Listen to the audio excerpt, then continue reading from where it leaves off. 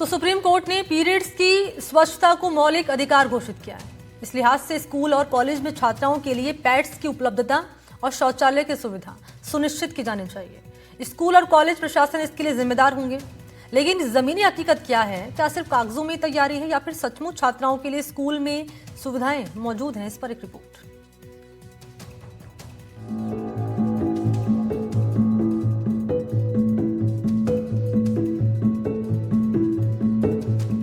Supreme court ने हाल ही में मासिक धर्म स्वच्छता को मौलिक अधिकार घोषित किया है। सर्वोच्च अदालत ने अपने फैसले में कहा है कि मासिक धर्म स्वच्छता अनुच्छेद 21 के तहत मौलिक अधिकार है। कोर्ट ने सभी राज्यों और केंद्र शासित प्रदेशों की महिलाओं और लड़कियों के स्वास्थ्य से जुड़े इस मुद्दे में व्यवस्था सुनिश्चित करने के लिए विस्तृत आदेश जारी किए।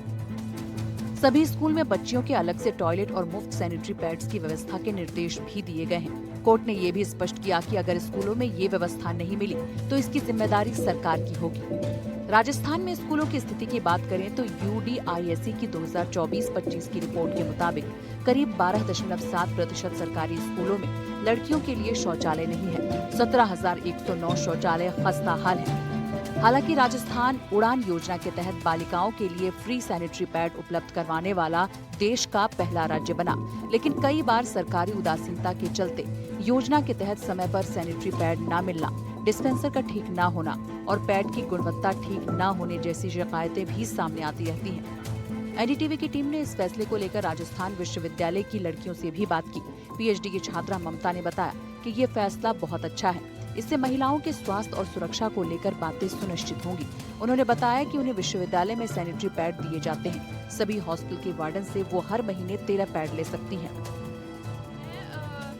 हॉस्टल की फैसिलिटी यूज करती हूँ तो मुझे हॉस्टल में जो है सैनिटरी नैपकिन्स प्रोवाइड करवाए जाते हैं और हर महीने के हमें 12 सैनिटरी नैपकिन्स मिलते हैं। तो हम हर महीने जाके एक रजिस्टर में हमें एंट्री करनी होती है, जिससे कि हम फिर अपने मतलब पैड्स को जो है कलेक्ट कर सकते हैं। वहाँ से 12 हमें पैड मिलते हैं और उसके बाद जो है सबसे बड़ी प्रॉब्लम डिस्ट्रीब्यूशन की नहीं है, प्रॉब्लम है पैड लेने के बाद उसके डिस्पोजल की जो प्रॉब्लम है। क्योंकि हॉस्टल्स में जो है जो बायोडिग्रेडेबल जो डस्टबिन्स रखे हुए ग्रीन कलर के, हमें उनमें ही उनको डिस्पोज करना होता है। जो कि सर्दियों में तो ऐसी प्रॉब्लम नहीं है, बट गर्मियों के टाइम जब बारिशें आती है तो बहुत ज़्यादा कीड़े मकोड़े इन्फेक्शंस का डर रहता है, क्योंकि वो डिस्पोज नहीं हो पाते। अगर वो डस्टबिन वहीं पे रखा रह जाता है 1-2 दिन के लिए, किसी कारणवश अगर सफाई कर्मी नहीं आए हैं, डस्टबिन को नहीं उठाया गया है, तो टॉयलेट्स वगैरह में जो है स्मेल होती है। और वेंडिंग मशीन जैसा प्रोविजन तो मैंने नहीं देखा है, मैं ज्योग्राफी डिपार्टमेंट से वहाँ मैंने नहीं देखा। और कहीं चलते फिरते भी अगर मैंने कोई पब्लिक टॉयलेट अगर यूनिवर्सिटी में यूज़ किया, जैसे लाइब्रेरी में मैं यूज़ करती हूँ,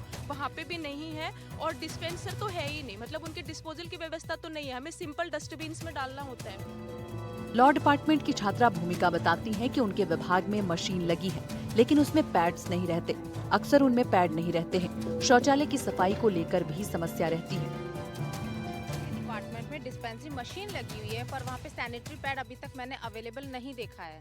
अभी तक हम लोग गए हैं तो वो एक वैकेंट की तरह ही है। और वहाँ के अगर टॉयलेट्स की स्थिति बताई जाए तो बिल्कुल भी water time to time supply नहीं है, ना ही सफाई की पूरी सुविधा है। और उसके अलावा हाइजीनिक प्रॉब्लम इतनी ज़्यादा रहती है, कई बार तो हम डिपार्टमेंट जाते हैं और डिपार्टमेंट से वापस आने के बाद ही हम हॉस्टल में टॉयलेट्स वगैरह यूज़ कर पाते हैं। हालात इतने ही ज़्यादा गंभीर हैं।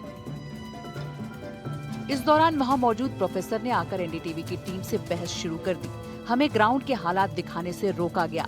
जब मैडम से हमने पूछा तो उन्होंने कहा कि वो खुद बच्चियों को पैड देती हैं। वहाँ कुछ छात्रों को इकट्ठा कर बच्चियों से बात करने से रोकने की भी कोशिश की गई। बांटने का क्या है? जब बच्चियाँ कहती मैं ले आती हूँ, सप्लाई नहीं आ रही तो हम तो बिल्कुल बात करते हैं, ठीक है ना? आप जब भी आते हैं कमियाँ देखते हैं। वहीं कैंपस के सामने ही एक अन्य छात्रा ने अपनी पहचान न बताने की शर्त पर NDTV के कैमरे पर बताया कि केवल निरीक्षण के वक्त ये वेंडिंग मशीन लगी थी। इसके बाद से आज तक कभी चली ही नहीं। लड़की ने वहाँ खड़े लड़कों को भी डांटा कि जब मीडिया सही बात दिखा रहा है तो आप उन्हें रोक क्यों रहे हो? मैडम झूठ बोल रही हैं। कोई अपने पर्स से वो पैड नहीं देती हैं। वॉशरूम के गेट तक टूटे हुए हैं। कभी मिले यहाँ पे? कभी नहीं मिले। आज तक मिले? कभी नहीं मिले। ये आपके सामने बोल रही है, ये आपके सामने बोल रही है। मैम भी नहीं। लो कोई इशू नहीं। मैम भी कौन सा मैम सबके पर्स में से निकाल? हाँ, वो मैम कह रही है कि मैं अपने बजट से देती हूँ पैसा। देती है बजट से? इस मामले में हमने विश्वविद्यालय प्रशासन का पक्ष जाना। चीफ वार्डन सरीना ने बताया कि वो प्रॉपर हॉस्टल में बच्चों को पैड्स देते हैं, डिस्पेंसर मशीन लगे हैं। कई बार बालिकाएं उन्हें इस्तेमाल नहीं करती, इसके लिए वर्कशॉप भी करवाए जाते हैं।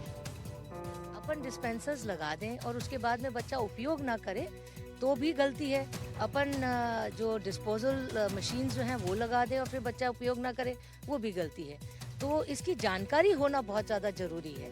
सभी बच्चों को जानकारी दी गई है कि हॉस्टल के अंदर सभी मेट्रन्स के जो रूम्स हैं उसके अंदर आपकी ये मशीन्स लगी हुई हैं और वहाँ से आप अपने सैनिटरी नैपकिन्स उपलब्ध करा सकती हैं, कर सकती हैं। और सभी के टॉयलेट्स में, जैसे कहना चाहिए 5 टॉयलेट्स के बीच में एक टॉयलेट के अंदर हमने ये सैनिटरी नैपकिन्स डिस्पोज करने का जो एक मशीन है वो लगा रखी है, तो उसको आपको डिस्पोज करना आना चाहिए। वहीं घटनाक्रम पर विश्वविद्यालय की कुलगुरु प्रोफेसर अल्पना कटेजा ने बताया कि वो CSR और अन्य कई इनिशिएटिव के जरिए इन योजनाओं के क्रियान्वयन और विद्यार्थियों की समस्या को हल करने का काम करते हैं। उन्होंने अच्छी क्वालिटी की सामग्री की व्यवस्था भी की है। अगर कोई समस्या सामने आई है तो उनका भी निराकरण किया जाएगा। सुप्रीम कोर्ट के फैसले के बाद जब हम राजस्थान के सबसे बड़े विश्वविद्यालय राजस्थान विश्वविद्यालय में पड़ताल करने पहुंचे, इस बात की हकीकत जानने पहुंचे कि आखिर बच्चियों की परेशानियां क्या हैं, क्या क्या व्यवस्थाएं विश्वविद्यालयों में हो रखी है, तो हमने पाया कि वहां पर हालात कुछ ज़्यादा ठीक नजर नहीं आए। हालांकि विश्वविद्यालय प्रशासन का दावा है कि वे लगातार प्रयास करते हैं ताकि जो व्यवस्थाएं वहां पर हैं, जो योजनाएं हैं, उनका क्रियान्वयन सुचारू रूप से हो पाए, बच्चियों को, छात्रों को, छात्राओं को कोई परेशानी ना आए। लेकिन छात्राओं का आरोप है कि वहां पर चीजें उतनी भी ठीक नहीं है जितनी की बताई जाती हैं। वही जब हम वहां पर पहुंचे तो हमें वहां पर रिपोर्ट करने से रोका गया। वहां पर प्रोफेसर ने आकर कुछ बच्चों के साथ मिलकर कुछ छात्रों को इकट्ठा करके वहां पे हमसे बहस करने की कोशिश की।